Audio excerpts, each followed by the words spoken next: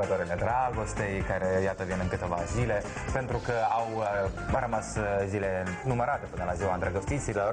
Localurile din Chișinău se întreg în oferte. Colega noastră Elena Briciuc a căutat cele mai extravagante și palpitante propuneri pentru seara de Sfântul Valentin.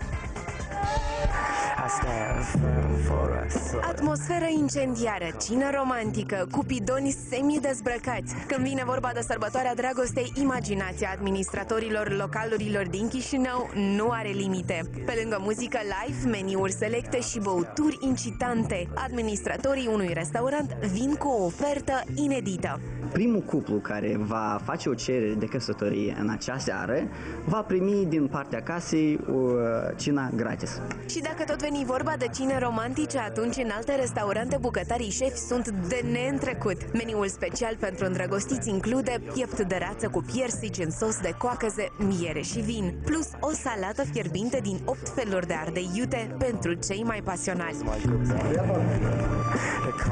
Administratorii s-au gândit și la clienții care nu au pereche. Dacă în noaptea dragostei cei singuri își vor găsi iubirea în unul din restaurantele din capitală, atunci le va fi achitat taxiul într-o singură direcție și li se va asigura protecția.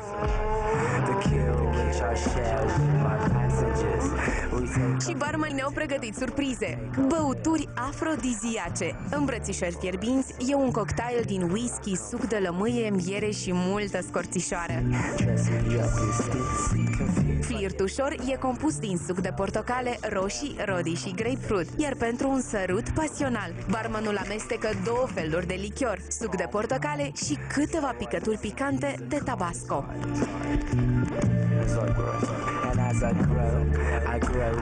În ciuda ofertelor incendiare, Jurnal TV vă recomandă să vă iubiți în fiecare zi și nu doar de sărbători.